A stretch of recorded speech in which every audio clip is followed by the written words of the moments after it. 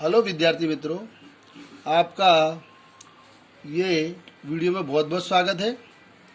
अपने standard 9th में subject science and technology chapter 5 में जीवन की मौलिक इकाई को समझना है। तो अपने जो पहले क्वेश्चन सीख चुके थे उसके बाद अब नया क्वेश्चन एक आएगा। क्वेश्चन नंबर 1, कोशिका भित्ति। कोशिका भित्ति और कोशिका झिल्ली में डिफरेंट क्या मैं आपको समझाऊंगा। कोशिका भित्ति किसे कहते हैं और कोशिका झिल्ली किसे कहते हैं वो आपको आकृति की मदद से बताने जा रहा हूँ। तो सबसे पहले कोशिका भित्ति के बारे में समझेंगे। इसका एक पॉइंट है, यह पादप कोशिकाओं की सबसे बाहरी झिल्ली होती है। पादप कोशिकाएं मतलब पेड़ पौधों की, पादप कोशिका की मतलब पेड़ पौधों की जो कोशिका उसकी सबसे बाहरी झिल्ली होती है। सबसे बाहरी मतलब सबसे बाहर जो आपको दिखाई दे वैसी। और यह जंतु कोशिका में नहीं पाई जाती, यह जंतु कोशिकाओं में नहीं पाई जाती, मतलब सिर्फ ये किस में पाई जाती है, पादप कोशिका में पाई जाती है। तो उसके लिए मैंने आपको आकृति एक बता रहा हूँ, उस आकृति में आप समझ सकते हो। यह आकृति देख सकते हो। यहाँ पर मैंने एक कोई भी कोशिका ले ली है, प्याज की हो सकती है या पत्तियों की हो सकती है, कोई भी, उसको अपने माइक्रोस्कोप की मदद से देखेंगे तो कैसा दिखाई देगा मैं आपको बता रहा हूँ। देखो, ये वाला भाग है, अंदर वाला भाग, ये देख सकते हो आप लोग। ये जो अंदर वाला भाग, ये डबल भाग दिख रहा है। देखो मैं ये लाइन खींच रहा हूँ, ये भाग और ये वाला भाग जो भर रहा हूँ, ये देखो, ये दोहरी दीवार वाला है। इसका नाम क्या रखा है मैंने, देखो देख सकते हो आप लोग। इधर आ जाओ, इधर भी देखो, ये भरा है। देखो इस तरह से भरेंगे। तो रेड कलर का जो भाग है आपका, कौन सा कलर का, रेड कलर का जो भाग है वो, उसका मैंने नाम लिखा क्या, प्लेज्मा झिल्ली। देखो अंदर की दीवार होती है प्लेज्मा झिल्ली, दोहरी दीवार होती है। ये जो रेड कलर में जो मैं बना रहा हूँ, ये रेड कलर का जो भाग है आपका, इसको क्या बोलेंगे, प्लेज्मा झिल्ली। ओके। और फिर इसमें देखेंगे जो इसके बाहर का भाग है, जो मैं ब्लैक कर रहा हूँ, देखो ये वाला भाग ब्लैक कर रहा हूँ, देखो ब्लैक कर रहा हूँ, जो ब्लैक इस तरह से जो बाहरी दीवार है, ये वाली दीवार, बाहरी दीवार जो ब्लैक में लाइन खींच रहा हूँ, इस तरह की दीवार जो होगी, ये क्या कहलाएगी, कोशिका भित्ति कहलाएगी। देखो इधर मैंने ये देखो दिखा रहा हूँ आपको, ये बाहर की दीवार, बाहर की दीवार का नाम क्या है, कोशिका भित्ति। तो कोशिका झिल्ली या प्लेज्मा झिल्ली के बाहर की सबसे जो दीवार होती है, बाहरी दीवार, उसे कोशिका भित्ति कहा जाता है। इसमें आकृति में आपको बता सकता हूँ। देखो इस तरह से मैंने ब्लू रंग का एक गाढ़ा गाढ़ा किया, ऐसे ना, इसका नाम क्या है, प्लेज्मा झिल्ली। इसके बाहर की दीवार, प्लेज्मा झिल्ली के सबसे बाहर की दीवार जो होती है उसे कोशिका भित्ति कहा जाता है। क्या कहा जाता है, कोशिका भित्ति। ये आपको ध्यान रखना। अब यह सख्त, मोटी और मृत संरचना, मतलब ये सख्त होती है, मोटी होती है। बाहरी जो परत होगी वो क्या होगी, एकदम सख्त होगी, क्योंकि वो सख्त होने से क्या है कि उसमें कोई भी जल्दी चोट वोट ना लगे। और मृत संरचना मतलब उसमें कोई भी प्रक्रिया का आदान प्रदान हो, खाली वो कोशिका को बचाने के लिए बाहरी सतह पे लगी होती है, इसलिए मृत संरचना है। यह सेल्यूलोज की बनी होती है। सेल्यूलोज है रेशेदार, सेल्यूलोज का मतलब रेशेदार वस्तु। तो ये एकदम रेशेदार कड़क वस्तु की बनी होती है। दो कोशिकाओं के बीच मध्य होती है। देखो मध्य, इसे मध्य भित्ति बोलते हैं। देखो ये कोशिका बनी है ना, ये देखो आपकी ये कोशिका है, ये कोशिका के मध्य में जो आ रही है इसको क्या नाम है, मध्यमिति कहा जाएगा। क्या कहा जाएगा, मध्यमिति। तो इस तरह से आपने आज कोशिका भित्ति के बारे में इस तरह से आपको आकृति बनाकर और इस तरह पॉइंट लिखने हैं। अगला क्वेश्चन केंद्रक के बारे में समझेंगे, क्योंकि अपने ने वनस्पतियों या पादप कोशिकाओं के 3 भाग सीखे थे, उसमें केंद्रक भी आता है।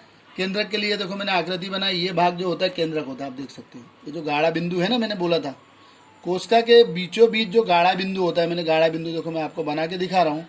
इस वाले भाग को क्या कहेंगे, केंद्रक कहेंगे। इसको देखने के लिए कैसे देखा जाए केंद्रक कहाँ पे, तो दो मैंने अभिरंजक लिए, सेपरेनिन और आयोडीन। ये इसका क्या काम होगा, जैसे प्याज की कोशिका ले लो, प्याज की कोशिका की जो पतली परत है, आप वनस्पति की कोशिका के लिए प्याज की ले सकते हो, और क्या बोलते हैं ये वृक्ष के पत्तों के भी ले सकते हो, या फिर मनुष्य के जो अंदर का जो गाल है, अंदर का जो भाग है, उसकी भी एक पतली स्लाइड ली जा सकती है, उसका भी आप प्रयोग कर सकते हो। तो यहाँ देखेंगे कि केंद्रक जो मध्य में होता है, एकदम केंद्रक क्या होता है, मध्य में होता है। तो ये आपको कैसे दिखाई देगा, माइक्रोस्कोप की मदद से। जो मैंने आपको पहले माइक्रोस्कोप दिखाया था उसके अंदर स्लाइड के अंदर सेपरेनिन अभिरंजक डालेंगे। उसको डालने से क्या आपको बीच में गाढ़ा गाढ़ा अभिरंजित कलर दिखाई देगा। और ये किस रंग का रहता है? नीले रंग का रहता है। कौन से रंग का रहता है? सेपरेनिन आयोडीन कौन से रंग का रहता है? नीले रंग का कलर का होता है। अब इसको व्यवस्थित समझना है। क्वेश्चन 2 को केंद्रक क्या सभी क्रियाओं का नियंत्रण करता है। ये क्या करता है? सभी जो क्रियाएं होती है जैसे भोजन पहुंचाना, भोजन इधर नियंत्रण करना, सभी का काम नियंत्रित कर, सभी क्रियाओं को नियंत्रित करता है। जैसे मनुष्यों में भी बहुत सारे अंग पाए जाते हैं, उस तरह केंद्रक भी इसका पौधों का एक अंग है। जैसे लीवर पाया जाता है, लीवर भी अपने शरीर का नियंत्रण करता है, किडनी भी अपने शरीर को नियंत्रित करती है। इस तरह हृदय हुआ, ये सब क्या अपना अपना कार्य को नियंत्रित करते हैं। इसी तरह केंद्रक भी क्या होता है? इसमें सभी क्रियाओं को नियंत्रित करता है। इसे हेड क्वार्टर कहा जाता है। मतलब पूरा जितने भी इसके भाग है उसका मेन क्वार्टर कौन सा है? केंद्रक है। इसके अंदर यूकेरियोटिक कोशिकाओं में स्पष्ट केंद्रक होता है। यूकेरियोटिक कोशिकाएं क्या होती है मैं आपको अभी बाद में समझाने जा रहा हूँ। अभी आप खाली ये समझो कि यूकेरियोटिक कोशिकाओं में ही केंद्रक होता है। यूकेरियोटिक कोशिकाओं में ही स्पष्ट केंद्रक होता है। अब यूकेरियोटिक क्या होता है इसकी चर्चा अपने इस अगले पॉइंट में करेंगे, ये क्वेश्चन पूरा होने के बाद। तो यूकेरियोटिक कोशिकाओं में स्पष्ट केंद्रक होता है, जबकि प्रोकैरियोटिक कोशिकाओं में अस्पष्ट केंद्रक होता है। क्या होता है? अस्पष्ट केंद्रक होता है। अब देखो चारों ओर दोहरी केंद्रक झिल्ली होती है। ये देखोगे ना, ये आपका केंद्रक है। इसके जो बाहर के भाग में इस तरह से दोहरी झिल्ली होती है, परत होती है इसके, और चारों ओर दोहरी केंद्रक की झिल्ली होती है। और अंदर केंद्रक द्रव होता है। ये जो अंदर है ना, इसमें भी द्रव होगा। जैसे मान लो कोशिका द्रव होता है, ऐसे केंद्रक द्रव भी होता है। ये जो अंदर के, जैसे मैं ये मान लूँ ये आपका केंद्रक है, तो इसके अंदर भी द्रव भरा होगा। क्या भरा होगा? इसे क्या कहेंगे? केंद्रक द्रव कहेंगे। केंद्रक द्रव में केंद्रकाय और क्रोमेटिन धागे जैसी संरचना होती है। ये सब नाम है, आपको जब जब आएंगे मैं इसको एक्सप्लेन करूंगा। केंद्रक द्रव में केंद्रकाय, केंद्रकाय यानी शरीर, काय का मतलब शरीर होता है। केंद्रक द्रव में जो केंद्रक द्रव होता है इसके अंदर के भाग में केंद्रकाय होता है। और क्रोमेटिन है धागे जैसी रचना। तो क्रोमेटिन क्या है? मैंने अगले पॉइंट में आपको लिखा। क्रोमेटिन का दूसरा नाम क्रोमोसोम भी होता है, जो डीएनए से बने होते हैं। अब डीएनए को समझने के लिए ये बहुत बड़ी प्रोसेस है। आप 10th में इसे अच्छी तरह समझोगे। अभी तो आपको खाली नाम रखा डीएनए, और इसका फुल फॉर्म क्या होता है वो आपको मुझे भेजना है, मतलब बताना है कमेंट में। से बने होते, इनमें आनुवंशिक गुण होता है। आनुवंशिक गुण का मतलब क्या होता है कि माता पिता द्वारा पीढ़ी दर पीढ़ी दिए गए जो गुण होते हैं उसे क्या बोलते हैं? आनुवंशिक गुण कहते हैं। माता पिता द्वारा जो अपने संतति में, जो बच्चों में जो गुण आते हैं उसे आनुवंशिक गुण होते हैं।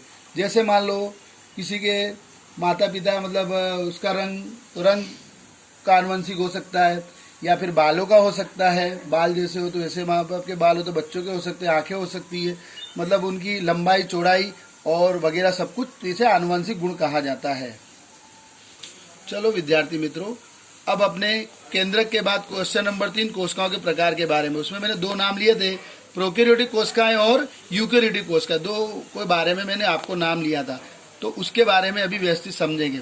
तो इसका पहले मीनिंग समझ लो क्या होता है। प्रोकैरियोटिक कोशिका को आदि कोश केंद्रक भी कहा जाता है। प्रो का मतलब होता है आदि, पूर्व, पहले का, और कैरियोटो का मतलब केंद्रक होता है। तो प्रोकैरियोटिक के संधि विच्छेद करेंगे तो प्रो प्लस कैरियोटो, यानी क्या हुआ? आदि केंद्रक हुआ। आदि क्या हुआ?